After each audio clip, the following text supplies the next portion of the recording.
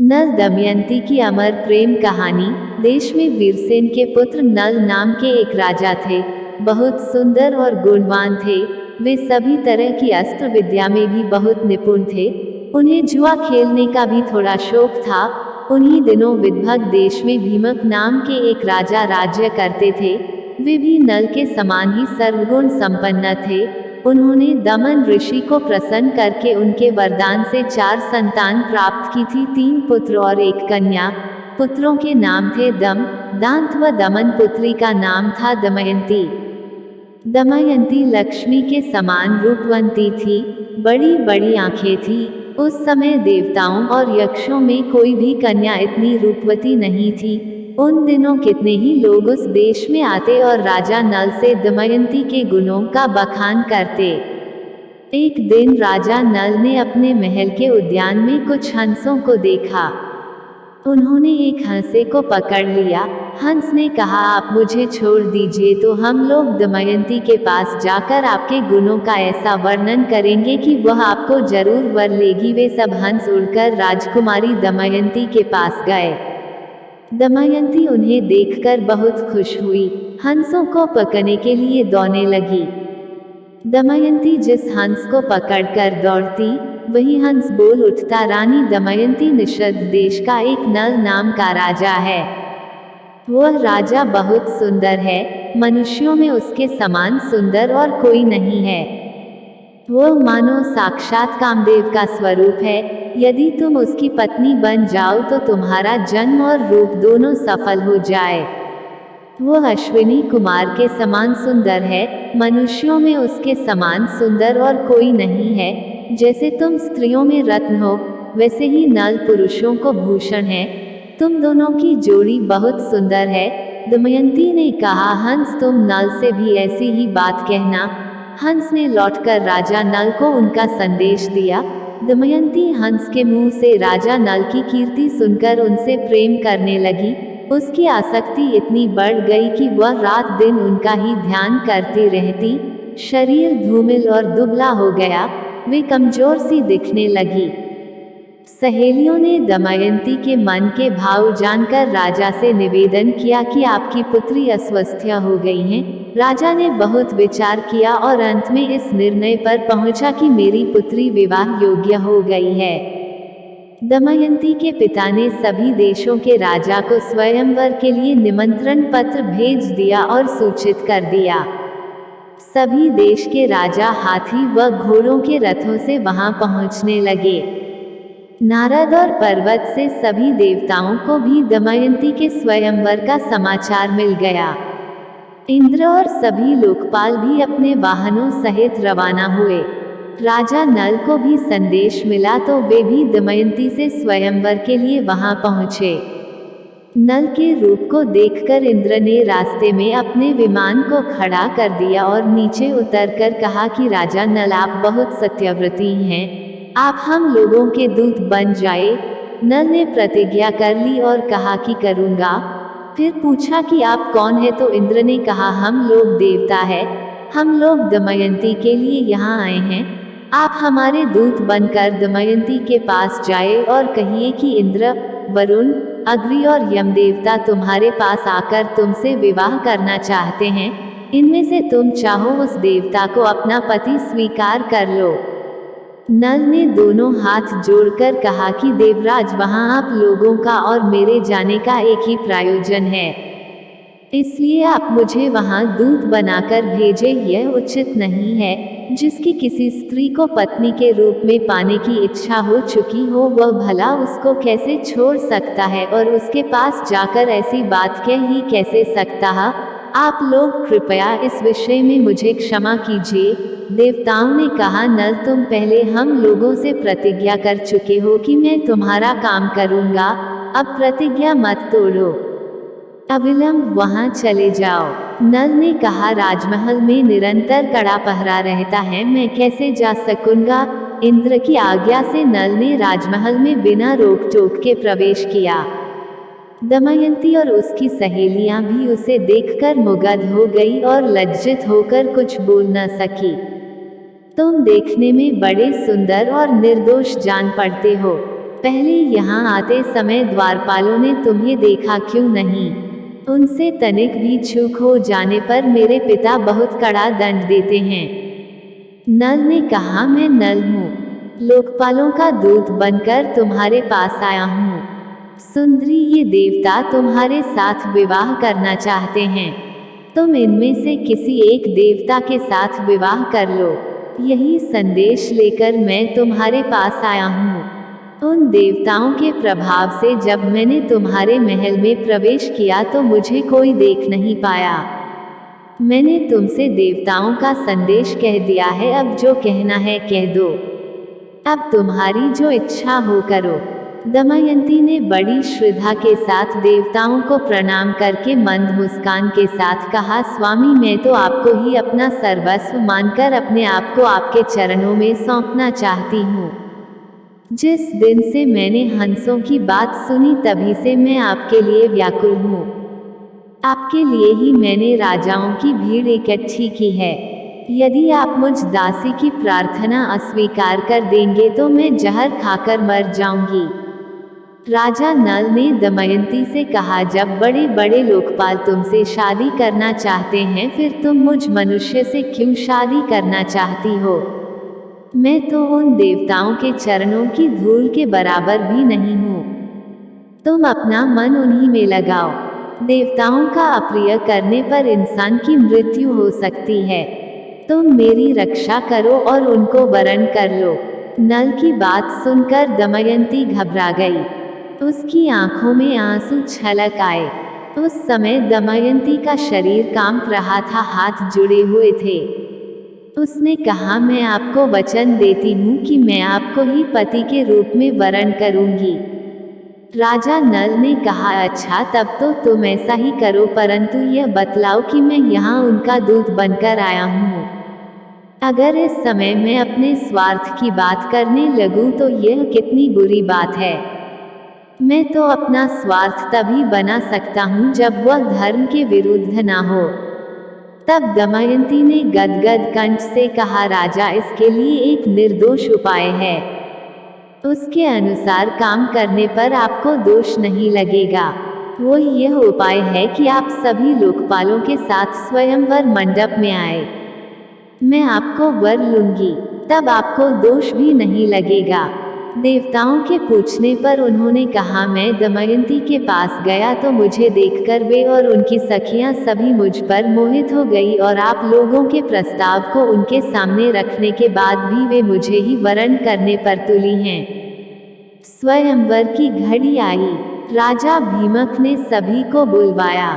शुभ मुहूर्त में स्वयंवर रखा। सब राजा अपने अपने निवास स्थान से आकर स्वयंवर में यथास्थान बैठ गए।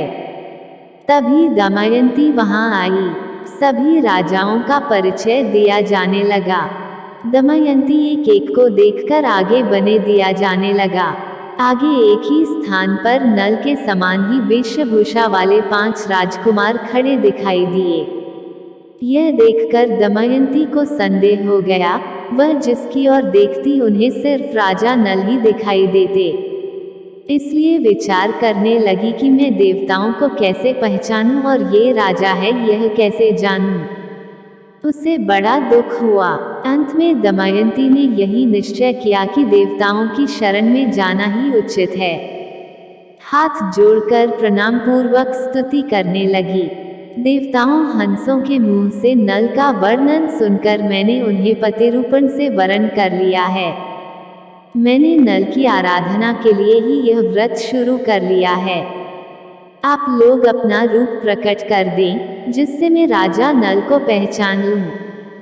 देवताओं ने दमयंती की बात सुनकर उसके दृढ़ निश्चय को देखकर उन्होंने उसे ऐसी शक्ति दी जिससे वह देवता और मनुष्य में अंतर कर सके।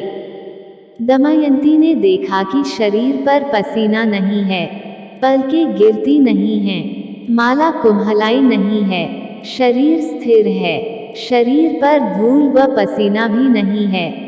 दमयंती ने इन लक्षणों को देखकर ही दमयंती ने राजा नल को पहचान लिया। जिस समय दमयंती के स्वयंवर से लौटकर इंद्र व अन्य लोकपाल अपने अपने लोकों को जा रहे थे, उस समय उनकी मार्ग में ही कलयुग और द्वापर से भेंट हो गई। इंद्र ने पूछा, कलयुग कहाँ जा रहे हो? कलयुग ने कहा, मैं दमयंती के स्वयंवर में उससे विवाह करने के लिए जा रहा हूँ। इंद्र ने कहा, अरे स्वयंवर तो कब का पूरा हो गया। दमयंती ने राजा नल का वरण कर लिया है, हम लोग देखते ही रह गए। कलयुग ने क्रोध में भरकर कहा, तब तो यह अनर्थ हो गया।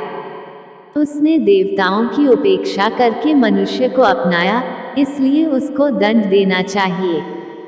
देवताओं ने कहा, दमयंती ने हमारी आज्ञा प्राप्त करके ही नल को वरण किया है। वास्तव में नल सर्वगुण संपन्न और उसके योग्य है। वे समस्त धर्मों के जानकार हैं। उन्होंने इतिहास पुराणों सहित वेदों का भी अध्ययन किया है। उनको शाप देना तो नरक में धधकती आग में गिरने के समान है।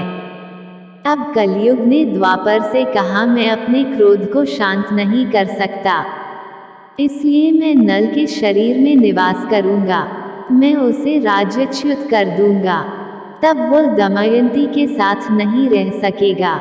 इसलिए तुम भी जुए के पासों में प्रवेश करके मेरी सहायता करना। द्वापर ने उसकी बात स्वीकार ली। द्वापर और कलयुग दोनों ही नल की राजधानी में आ बसे। 12 वर्ष तक वे इस बात की प्रतीक्षा में रहे कि नल में कोई दोष दिख जाए। एक दिन राजा नल संध्या के समय लघुशंका से निवृत्त होकर पैर धोए बिना ही आचमन करके संध्यावंदन करने बैठ गए। यह अपवित्र अवस्था देखकर कलयुग उनके शरीर में प्रवेश कर गया। कलयुग दूसरा रूप धारण करके वह पुष्कर बनकर उसकी बात स्वीकार करके वह पुष्कर के पास गया और बोला, तुम नल के साथ जुआ खेलो, मेरी सहायता करो। जुए में जीतकर निषद राज का राज्य प्राप्त कर लो। पुष्कर उसकी बात स्वीकार करके नल के पास गया। द्वापर भी पासे का रूप धारण करके उसके साथ चला। जब पुष्कर ने राजा नल को जुआ खेलने का आग्रह किया, तब राजा नल दमयंती के सामने अपने भाई की बार बार की ललकार सह ना सके। उन्होंने पासे खेलने का निश्चय किया। उस समय नल के शरीर में कलयुग घुसा हुआ था, इसीलिए नल जो कुछ भी जुए में लगाते हार जाते। प्रजा और मंत्रियों ने राजा को रोकना चाहा, लेकिन जब वे नहीं माने तो मंत्रियों ने द्वारपाल को रानी दमयंती तक राजा को रोकने का संदेश पहुंचवाया। तब रानी नल दमयंती को बोली, आपकी पूरी प्रजा आपके दुख के कारण अचेत हुई जा रही है। इतना कहकर दमयंती भी रोने लगी, लेकिन राजा नल कलयुग के प्रभाव में थे, इसलिए जो पासे फेंकते वही उनके प्रतिकूल पड़ते। जब दमयंती ने यह सब देखा तो उसने धाई को बुलवाया और उसके द्वारा राजा नल के सारथी वार्ष्णेय को बुलवाया। उन्होंने ने उससे कहा, सारथी, तुम जानते हो कि महाराज बहुत संकट में है। अब यह बात तुमसे छिपी नहीं है। तुम रथ जोड़ लो और मेरे बच्चों को रथ में बैठाकर कुंडिंग ले जाओ। उसके बाद पुष्कर ने राजा नल का सारा धन ले लिया और बोला, तुम्हारे पास दावा पर लगाने के लिए और कुछ है या नहीं? यदि तुम दमयंती को दावा पर लगाने के लायक समझो तो उसे लगा दो। एक दिन राजा नल ने देखा कि बहुत से पक्षी उनके पास ही बैठे हैं। उनके पंख सोने के समान दमक रहे हैं। नल ने सोचा कि इनकी पांख से कुछ धन मिलेगा। ऐसा सोचकर उन्हें पकड़ने के लिए नल ने उन पर अपना पहनने का वस्त्र डाल दिया। पक्षी उनका वस्त्र लेकर उड़ गए। अब नल नंगे होकर बड़ी दीनता के साथ मुंह नीचे करके खड़ा हो गए। पक्षियों ने कहा, तू नगर से एक वस्त्र पहनकर निकला था, उसे देखकर हमें बड़ा दुख हुआ था, ले अब हम तेरे शरीर का वस्त्र लिए जा रहे हैं। हम पक्षी नहीं, जुए के पासे हैं। नल ने दमयंती से पासे की बात कह दी। तुम देख रही हो, यहाँ बहुत से रास्ते हैं। एक अवती की ओर जाता है, दूसरा पर्वत होकर दक्षिण देश को, सामने विंध्याचल पर्वत है। यह प्योष्णी नदी समुद्र में मिलती है। सामने का रास्ता विदर्भ देश को जाता है। यह कौशल देश का मार्ग है। इस प्रकार राजा नल दुख और शोक से भरकर बड़ी ही सावधानी के साथ दमयंती को भिन्न भिन्न आश्रम मार्ग बताने लगे। दमयंती की आंखें आंसू से भर गई। दमयंती ने राजा नल से कहा, क्या आपको लगता है कि मैं आपको छोड़कर अकेली कहीं जा सकती हूँ? मैं आपके साथ रहकर आपके दुख को दूर करूंगी। दुख के अवसरों पर पत्नी पुरुष के लिए औषधि के समान है। वह धैर्य देकर पति के दुख को कम करती है। उस समय नल के शरीर पर वस्त्र नहीं था। धरती पर बिछाने के लिए एक चटाई भी नहीं थी। शरीर पर धूल से लथपथ हो रहा था।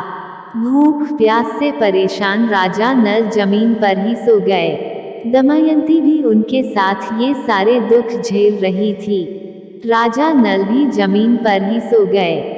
दमयंती के सो जाने पर राजा नल की नींद टूटी। सच्ची बात तो यह थी कि वे दुख और शोक के कारण सुख की नींद सो भी नहीं सकते थे। वे सोचने लगे कि दमयंती मुझसे बड़ा प्रेम करती है। प्रेम के कारण ही उसे इतना दुख झेलना पड़ेगा। यदि मैं इसे छोड़कर चला जाऊं तो संभव है कि इसे सुख भी मिल जाए। अंत में राजा नल ने यही निश्चय कि इसे सुख भी मिल जाए। दमयंती सच्ची पतिव्रता है। इसके सतीत्व को कोई भंग नहीं कर सकता। इस प्रकार त्यागने का निश्चय करके और सतीत्व की ओर से निश्चिंत होकर राजा नल ने यह विचार किया कि मैं नंगा हूँ और दमयंती के शरीर पर भी केवल एक वस्त्र है। फिर भी इसके वस्त्रों में से आधा फाड़ लेना ही श्रेयस्कर है, लेकिन फांदूं कैसे? शायद यह जाग जाए। राजा नल ने यह सोचकर दमयंती को धीरे से उठाकर उसके शरीर का आधा वस्त्र फाड़कर शरीर ढक लिया। दमयंती नींद में थी। राजा नल उसे छोड़कर निकल पड़े। थोड़ी देर बाद वे शांत हुए और वे फिर धर्मशाला लौट आए। थोड़ी देर बाद जब राजा नल का हृदय शांत हुआ, तब वे फिर धर्मशाला में इधर उधर घूमने लगे और सोचने लगे कि अब तक दमयंती पर्दे में रहती थी, इसे कोई छू भी नहीं सकता था। आज यह अनाथ के समान आधा वस्त्र पहने धूल में सो रही है। यह मेरे बिना दुखी होकर वन में कैसे रहेगी? मैं तुम्हें छोड़कर जा रहा हूँ, सभी देवता तुम्हारी रक्षा करें। उस समय राजा नल का दिल दुख के मारे टुकड़े टुकड़े हुआ जा रहा था। शरीर में कलियुग का प्रवेश होने के कारण उनकी बुद्धि नष्ट हो गई थी। इसलिए वे अपनी पत्नी को वन में अकेली छोड़कर वहां से चले गए। जब दमयंती की नींद टूटी, तब उसने देखा कि राजा नल वहां नहीं है। यह देखकर वे चौंक गई और राजा नल को पुकारने लगी। जब दमयंती को राजा नल बहुत देर तक नहीं दिखाई पड़े तो वे विलाप करने लगी। वे भटकती हुई जंगल के बीच जा पहुंची। वहां अजगर दमयंती को निगलने लगा। दमयंती मदद के लिए चिल्लाने लगी तो एक व्याध के कान में पड़ी। वो उधर ही घूम रहा था। वो वहां दौड़कर आया और यह देखकर दमयंती को अजगर निगल रहा है। अपने तेज शस्त्र से उसने अजगर का मुंह चीर डाला। उसने दमयंती को छुड़ाकर नहलाया, आश्वासन देकर भोजन करवाया। दमयंती जब कुछ शांत हुई, व्याध ने पूछा, सुंदरी तुम कौन हो? किस कष्ट में पड़कर किस उद्देश्य से तुम यहाँ आई हो? दमयंती की सुंदरता, बोलचाल और मनोहरता देखकर व्याध मोहित हो गया। वह दमयंती से मीठी मीठी बातें करके उसे अपने बस में करने की कोशिश करने लगा। दमयंती उसके मन के भाव समझ गई। दमयंती ने उसके बलात्कार करने की चेष्टा को बहुत रोकना चाहा, लेकिन जब वो किसी प्रकार नहीं माना तो उसने शाप दे दिया कि मैंने राजा नल के अलावा किसी और का चिंतन कभी नहीं किया हो तो यह व्याध मरकर गिर पड़े। दमयंती के इतना कहते ही व्याध के प्राण पखेरु उड़ गए। व्याध के मर जाने के बाद दमयंती एक निर्जन और भयंकर वन में जा पहुंची। राजा नल का पता पूछती हुई वो उत्तर की ओर बने लगी। दिन रात बीत जाने के बाद दमयंती ने देखा कि सामने ही एक बहुत सुंदर तपोवन है, जहाँ बहुत से ऋषि निवास करते हैं। उसने आश्रम में जाकर बड़ी नम्रता के साथ प्रणाम किया और हाथ जोड़कर खड़ी हो गई। ऋषियों को प्रणाम किया। ऋषियों ने दमयंती का सत्कार किया और उसे बैठने को कहा। दमयंती ने एक भद्र स्त्री के समान सभी के हालचाल पूछे। फिर ऋषियों ने पूछा, आप कौन है? तब दमयंती ने अपना पूरा परिचय दिया और अपनी सारी कहानी ऋषियों को सुनाई। तब सारे तपस्वी उसे आशीर्वाद देते हैं कि थोड़े ही समय में निषद के राजा को उनका राज्य वापस मिल जाएगा। उसके शत्रु भयभीत होंगे, व मित्र प्रसन्न होंगे और कुटुंबी आनंदित होंगे। इतना कहकर सभी ऋषि अंतर्ध्यान हो गए। दमयंती रोती हुई एक अशोक के वृक्ष के पास पहुंचकर बोली, तू मेरा शोक मिटा दे। शोक रहित अशोक, तू मेरा शोक मिटा दे। क्या कहीं तूने राजा नल को शोक रहित देखा है? तू अपने शोकनाशक नाम को सार्थक कर। दमयंती ने अशोक की परिक्रमा की और वह आगे बढ़ी। उसके बाद आगे बढ़ी तो बहुत दूर निकल गई। वहां उसने देखा कि हाथी, घोड़ों और रथों के साथ व्यापारियों का एक झुंड आगे बढ़ रहा है। व्यापारियों के प्रधान से बातचीत करके दमयंती को जब यह पता चला कि वे सभी चेदी देश जा रहे हैं तो वह भी उनके साथ हो गई। कई दिनों तक चलने के बाद वे व्यापारी एक भयंकर वन में पहुंचे। वहाँ एक बहुत सुंदर सरोवर था। लंबी यात्रा के कारण वे लोग थक चुके थे, इसलिए उन लोगों ने वहीं पड़ाव डाल दिया। रात के समय जंगली हाथियों का झुंड आया। आवाज सुनकर दमयंती की नींद टूट गई। वह इस मांसाहार के दृश्य को देखकर समझ नहीं पा रही थी कि वह क्या करे। वे सभी व्यापारी मर गए। वो वहां से भाग निकली और दमयंती भागकर उन ब्राह्मणों के पास पहुंची और उनके साथ चलने लगी। शाम के समय वह राजा सुबाहु के यहाँ जा पहुंची। वहां उसे सब बावली समझ रहे थे। उसे बच्चे परेशान कर रहे थे। उस समय राजमाता महल के बाहर खिड़की से देख रही थी। उन्होंने अपनी दासी से कहा, देखो तो वह स्त्री बहुत दुखी मालूम होती है, तुम जाओ और मेरे पास ले आओ। दासी दमयंती को रानी के पास ले गई। रानी ने दमयंती से पूछा, तुम्हें डर नहीं लगता ऐसे घूमते हुए? तब दमयंती ने बोला, मैं एक पतिव्रता स्त्री हूँ। मैं हूँ तो कुलीन पर दासी का काम करती हूँ। तब रानी ने बोला, ठीक है, तुम महल में ही रह जाओ। तब दमयंती कहती है कि मैं यहाँ रह तो जाऊंगी, पर मेरी 3 शर्त हैं। मैं झूठा नहीं खाऊंगी, पैर नहीं धोऊंगी और परपुरुष से बात नहीं करूंगी। रानी ने कहा, ठीक है, हमें आपकी शर्तें मंजूर है। जिस समय राजा नल दमयंती को सोती छोड़कर आगे बढ़े, उस समय वन में आग लग रही थी।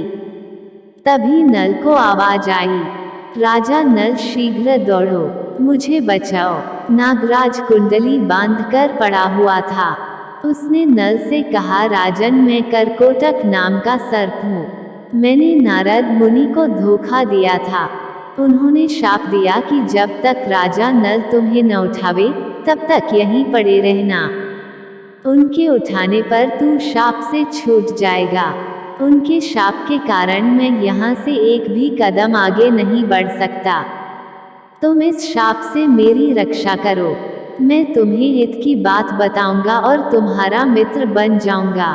मेरे भार से डरो मत, मैं अभी हल्का हो जाता हूँ। वह अंगूठे के बराबर हो गया। नल उसे उठाकर दावानल से बाहर ले आए। कारकोटक ने कहा, तुम अभी मुझे जमीन पर मत डालो, कुछ कदम गिनकर चलो। राजा नल ने जो ही पृथ्वी पर 10वां कदम चला और उन्होंने कहा 10, तो ही करकोटक ने उन्हें डस लिया। उसका नियम था कि जब कोई बोले 10 तभी वह डसता था। आश्चर्यचकित नल से उसने कहा, महाराज, तुम्हें कोई पहचान ना सके इसलिए मैंने डस के तुम्हारा रूप बदल दिया है। कलयुग ने तुम्हें बहुत दुख दिया है। अब मेरे विष से वह तुम्हारे शरीर में बहुत दुखी रहेगा।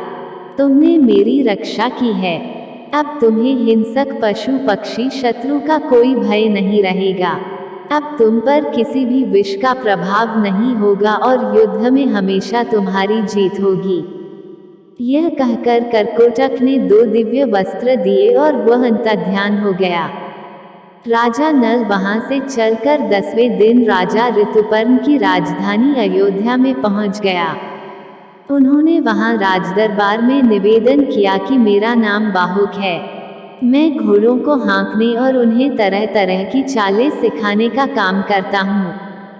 घोड़ों की विद्या मेरे जैसा निपुण इस समय पृथ्वी पर कोई नहीं है। रसोई बनाने में भी मैं बहुत चतुर हूँ। हस्तकौशल के सभी काम और दूसरे कठिन काम करने की चेष्टा करूँगा। आप मेरी आजीविका निश्चित करके मुझे रख लीजिए। उसकी सारी बात सुनकर राजा ऋतुपर्ण ने कहा, बाहुक, मैं सारा काम तुम्हें सौंपता हूँ, लेकिन मैं शीघ्रगामी सवारी को विशेष पसंद करता हूँ। तुम्हें हर महीने सोने की 10,000 मुहरें मिला करेगी, लेकिन तुम कुछ ऐसा करो कि मेरे घोड़ों की चाल तेज हो जाए। इसके अलावा तुम्हारे साथ वार्ष्णेय और जीवल हमेशा उपस्थित रहेंगे। राजा नल रोज दमयंती को याद करते और दुखी होते कि दमयंती भूख प्यास से परेशान ना जाने की स्थिति में होगी। इसी तरह राजा नल ने दमयंती के बारे में सोचते हुए कई दिन बिता दिए। ऋतुपर्ण के पास रहते हुए उन्हें कोई ना पहचान सका। जब राजा विदर्भ को यह समाचार मिला कि मेरे दामाद नल और पुत्री राजपाट विहीन होकर वन में चले गए हैं, तब उन्होंने सुदेव नाम के एक ब्राह्मण को नल दमयंती का पता लगाने के लिए चेदिनरेश के राज्य में भेजा। उसने एक दिन राजमहल में दमयंती को देख लिया। उस समय राजा के महल में पुण्याहवाचन हो रहा था। दमयंती सुनंदा एक साथ बैठकर ही वह कार्यक्रम देख रही थी। सुदेव ब्राह्मण ने दमयंती को देखकर सोचा कि वास्तव में यही भीमक नंदिनी है। मैंने इसका जैसा रूप पहले देखा था वैसा अब भी देख रहा हूँ। बड़ा अच्छा हुआ, इसे देख लेने से मेरी पूरी यात्रा सफल हो गई। सुदेव दमयंती के पास गया और उससे बोला, दमयंती, मैं तुम्हारे भाई का मित्र सुदेव हूँ। मैं तुम्हारी भाई की आज्ञा से तुम्हें ढूंढने यहाँ आया हूँ। दमयंती ने ब्राह्मण को पहचान लिया। वह सबका कुशल मंगल पूछने लगी और पूछते ही पूछते रो पड़ी। सुनंदा दमयंती को रोता देख घबरा गई। उसने अपनी माता के पास जाकर उन्हें सारी बात बताई। राजमाता तुरंत अपने महल से बाहर निकल कर आई। ब्राह्मण के पास जाकर पूछने लगी, महाराज, ये किसकी पत्नी है, किसकी पुत्री है, अपने घर वालों से कैसे बिछुड़ गए? तब सुदेव ने उनका पूरा परिचय उसे दिया। सुनंदा ने अपने हाथों से दमयंती का ललाट धो दिया, जिससे उसकी भौहों के बीच का लाल चिन्ह चंद्रमा के समान प्रकट हो गया। उसके ललाट का वह तिल देखकर सुनंदा व राजमाता दोनों ही रो पड़े। राजमाता ने कहा, मैंने इस तिल को देखकर पहचान लिया कि तुम मेरी बहन की पुत्री हो। उसके बाद दमयंती अपने पिता के घर चली गई। अपने पिता के घर एक दिन विश्राम करके दमयंती अपनी माता से कहा कि माँ, मैं आपसे सच कहती हूँ, यदि आप मुझे जीवित रखना चाहती हैं तो आप मेरे पतिदेव को ढूंढवा दीजिए। रानी ने उनकी बात सुनकर नल को ढूंढवाने के लिए ब्राह्मणों को नियुक्त किया। ब्राह्मणों से दमयंती ने कहा, आप लोग जहाँ भी जाए वहाँ भीड़ में जाकर यह कहे कि मेरे प्यारे छलिया, तुम मेरी साड़ी में से आधी फाड़कर अपनी दासी को उसी अवस्था में आधी साड़ी में आपका इंतजार कर रही है। मेरी दशा का वर्णन कर दीजिएगा और ऐसी बात कहिएगा जिससे वे प्रसन्न हो और मुझ पर कृपा करे। बहुत दिनों के बाद एक ब्राह्मण वापस आया। उसने दमयंती से कहा, मैंने राजा ऋतुपर्ण के पास जाकर भरी सभा में आपकी बात दोहराई तो किसी ने कुछ जवाब नहीं दिया। जब मैं चलने लगा तब बाहुक नाम के सारथी ने मुझे एकांत में बुलाया। उसके हाथ छोटे व शरीर कुरूप है। वो लंबी सांस लेकर रोता हुआ मुझसे कहने लगा, उच्च कुल की स्त्रियों के पति उन्हें छोड़ भी देते हैं तो भी वे अपने शील की रक्षा करती हैं। त्याग करने वाला पुरुष विपत्ति के कारण दुखी और अचेत हो रहा था, इसलिए उस पर क्रोध करना उचित नहीं है। लेकिन वो उस समय बहुत परेशान था। जब वह अपनी प्राणरक्षा के लिए जीविका चाह रहा था, तब पक्षी उसके वस्त्र लेकर उड़ गए। जब ब्राह्मण ने यह बात बताई तो दमयंती समझ गई कि वे राजा नल ही हैं। ब्राह्मण की बात सुनकर दमयंती की आंखों में आंसू भर आए। उसने अपनी माता को सारी बात बताई। तब उन्होंने कहा, आप यह बात अब अपने पिताजी से ना कहे। मैं सदैव ब्राह्मण को इस काम के लिए नियुक्त करती हूँ। तब दमयंती ने सुदेव से कहा, ब्राह्मण देवता आप जल्दी से जल्दी अयोध्या नगरी पहुँचे। राजा ऋतुपर्ण से यह बात कहिए कि दमयंती ने फिर से स्वेच्छानुसार पति का चुनाव करना चाहती है। बड़े बड़े राजा और राजकुमार जा रहे हैं। स्वयंवर की तिथि कल ही है, इसलिए यदि आप पहुंच सके तो वहां जाइए। नल के जीने अथवा मरने का किसी को पता नहीं है, इसलिए वह इसीलिए कल वे सूर्योदय पूर्व ही पति वरण करेगी। दमयंती की बात सुनकर सुदेव अयोध्या गए और उन्होंने राजा ऋतुपर्ण से सब बातें कह दी। सुदेव की बातें सुनाकर बाहुक को बुलाया और कहा, बाहुक कल दमयंती का स्वयंवर है और हमें जल्दी से जल्दी वहां पहुंचना है। यदि तुम मुझे जल्दी वो पहुंच जाना संभव समझो तभी मैं वहां जाऊंगा। ऋतुपर्ण की बात सुनकर नल का कलेजा फटने लगा। सोचा कि दमयंती ने दुखी और अचेत होकर ही ऐसा किया होगा। संभव है वह ऐसा करना चाहती हो। नल ने शीघ्रगामी रथ में 4 श्रेष्ठ घोड़े जोत लिए। राजा ऋतुपर्ण रथ पर सवार हो गए। रास्ते में ऋतुपर्ण ने उसे पासे पर वशीकरण की विद्या सिखाई, क्योंकि उसे घोड़ों की विद्या सीखने का लालच था। जिस समय राजा नल ने यह विद्या सीखी उसी समय कलियुग राजा नल के शरीर से बाहर आ गया। कलियुग ने नल का पीछा छोड़ दिया था, लेकिन अभी उनका रूप नहीं बदला था। उन्होंने अपने रथ को जोर से हाँका और शाम होते होते वे विदर्भ देश में पहुँचे। राजा भीमक के पास समाचार भेजा गया। उन्होंने ऋतुपर्ण को अपने यहाँ बुला लिया। ऋतुपर्ण के रथ की गूंज से दिशाएं गूंज उठी। दमयंती रथ की घरघराहट से समझ गई कि जरूर इसको हाँकने वाले मेरे पति देव हैं। यदि आज वे मेरे पास नहीं आएंगे तो मैं आग में कूद जाऊंगी। उसके बाद अयोध्या नरेश ऋतुपर्ण जब राजा भीमक के दरबार में पहुंचे तो उनका बहुत आदर सत्कार हुआ। भीमक को इस बात का बिल्कुल पता नहीं था कि वे स्वयंवर का निमंत्रण पाकर यहाँ आए हैं। जब ऋतुपर्ण ने स्वयंवर की कोई तैयारी नहीं देखी तो उन्होंने स्वयंवर की बात दबा दी और कहा, मैं तो सिर्फ आपको प्रणाम करने चला आया। भीमक सोचने लगे कि 100 योजन से अधिक दूर कोई प्रणाम कहने तो नहीं आ सकता, लेकिन वे यह सोच छोड़कर भीमक के सत्कार में लग गए। बाहुक वार्ष्णेय के साथ अश्वशाला में ठहरकर घोड़ों की सेवा में लग गया।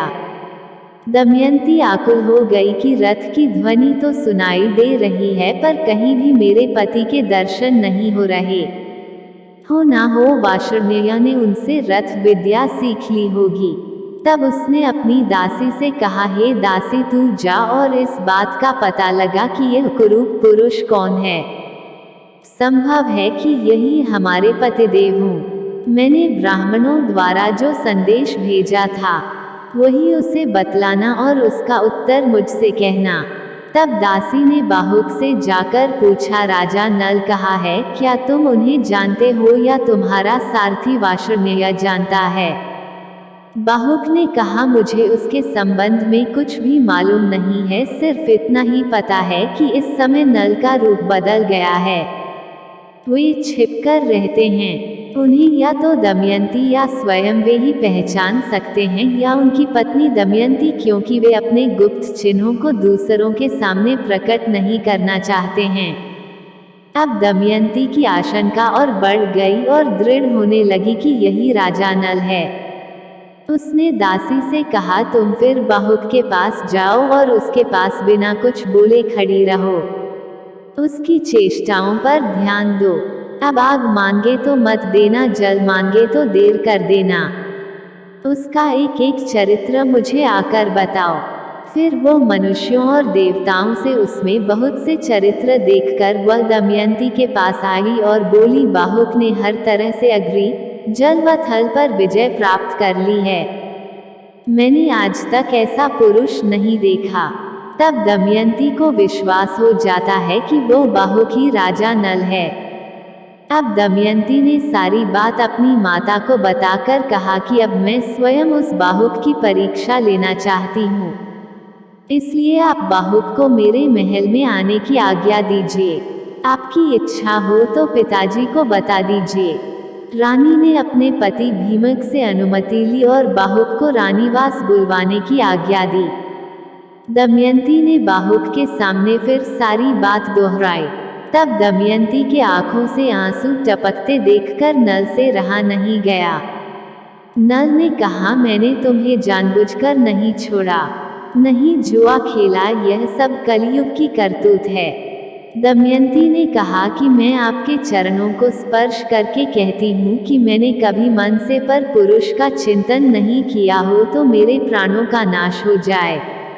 ऐसा अद्भुत दृश्य देखकर राजा नल ने अपना संदेह छोड़ दिया और कारकोटक नाग के दिए वस्त्र को अपने ऊपर ओढ़कर उसका स्मरण करके वे फिर असली रूप में आ गए। दोनों ने सबका आशीर्वाद लिया। दमयंती के मायके से उन्हें खूब धन देकर विदा किया गया। उसके बाद नल व दमयंती अपने राज्य में पहुँचे। राजा नल ने पुष्कर से फिर जुआ खेलने को कहा तो वह खुशी खुशी तैयार हो गया और नल ने जुए की हर बाजी को जीत लिया। इस तरह नल व दमयंती को फिर से अपना राज्य व धन प्राप्त हो गया।